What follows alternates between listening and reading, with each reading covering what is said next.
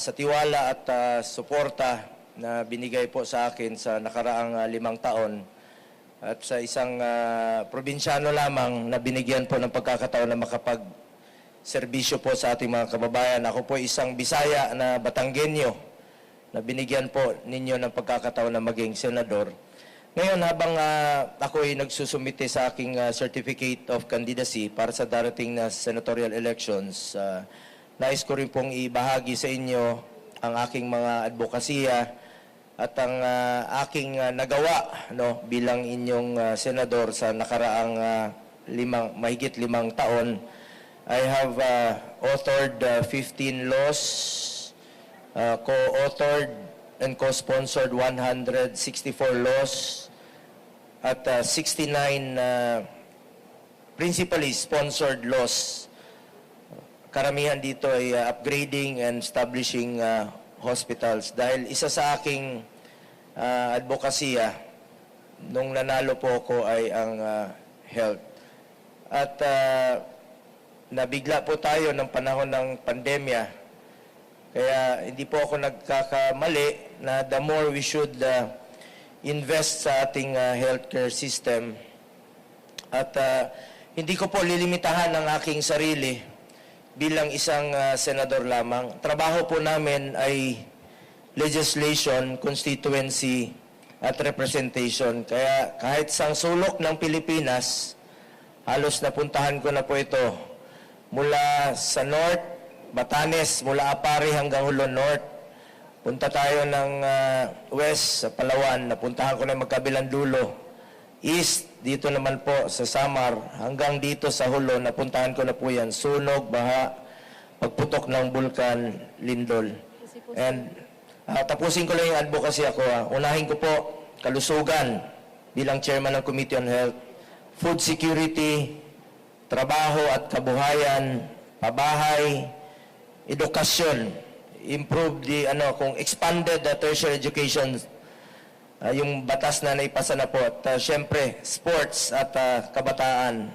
Tandaan po natin, isang paraan po na labanan natin ang illegal na droga through sports. Get into sports, stay away from drugs to keep us healthy and fit. At handa po ako magserbisyo sa inyong lahat sa abot ng aking makakaya. Hindi po ako politiko, gagawin ko lang po ang aking trabaho.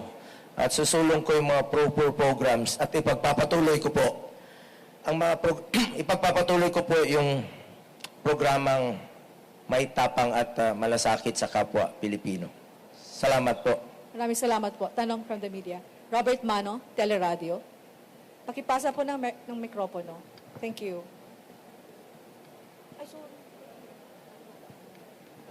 Hi sir, magandang umaga po.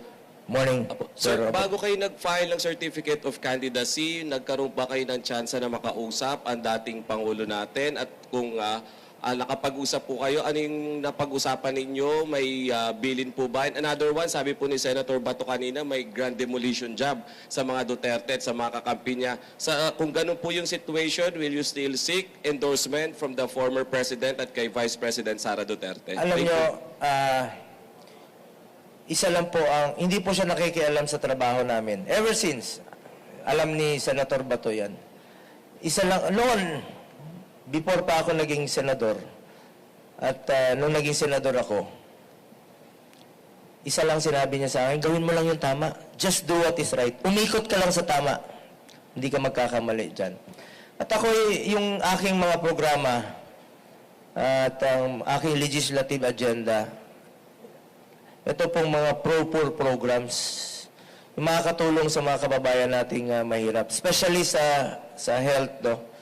At sa ngayon po, according to DOH, more than 15 million Filipinos na po ang natulungan ng malasakit centers. Magkakaroon po ng mahigit 6 na super health centers. Isang paraan po ito na ilapit natin ng serbisyo medikal sa ating mga kababayan. At isa rin po sa batas na ako ang principal sponsor at author, itong Regional Specialty Center. Halimbawa, yung mga heart center, kidney center.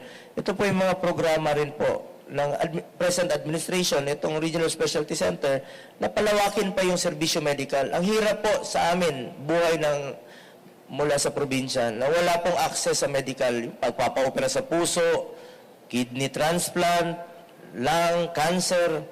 Mahirap po sa probinsya. Malayo, wala silang kamag-anak rito. Kaya unahin ko yung mga pro-poor programs ng gobyerno. Ako, sumusuporta po ako sa mga programa po ng gobyerno na makakatulong po sa mga mahirap, sa mga pasyenteng mahirap po. Ngayon sa tanong mo kanina about President Duterte, from time to time, nakakausap ko naman po siya, but more on personal. Dahil sa politika po, hindi po niya kami pinapakialaman at ang sinasabi lang niya, gawin mo lang yung tama. And of course, I'm running under PDP.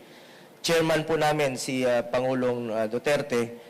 At yung mga aming mga programang isusulong ay naayon rin po sa mga magagandang programa niya noon na gusto namin ipagpatuloy na may tapang at malasakit sa kapwa Pilipino. Yung magagandang programa noon, kita niyo naman po, ito pong mga build programs niya na napapakinabangan na po ng ating mga kababayan sa ngayon. Kita niyo naman ngayon, nababawasan yung traffic. Traffic pa rin tayo, pero kahit papano, may alternative routes na po tayo. Yun pong Panggil Bridge. Naumpisahan po yun during President Aquino's time at nag-groundbreaking sa panahon ni former President Duterte at natapos po ngayon. Yung mga programang dapat ipagpatuloy, nakakatulong sa mga kababayan natin. Isipin nyo noon, 3 hours yung biyahe.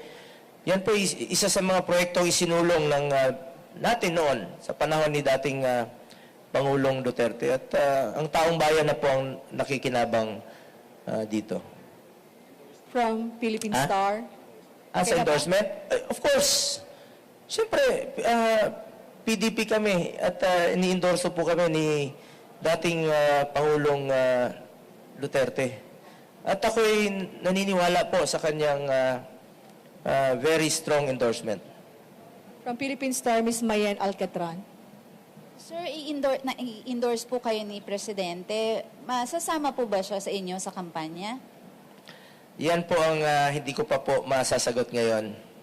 Yan po ang tinatawag na wait and see tayong lahat until the last day of filing, until October 8. Decision na po siguro yun ng pamilya nila.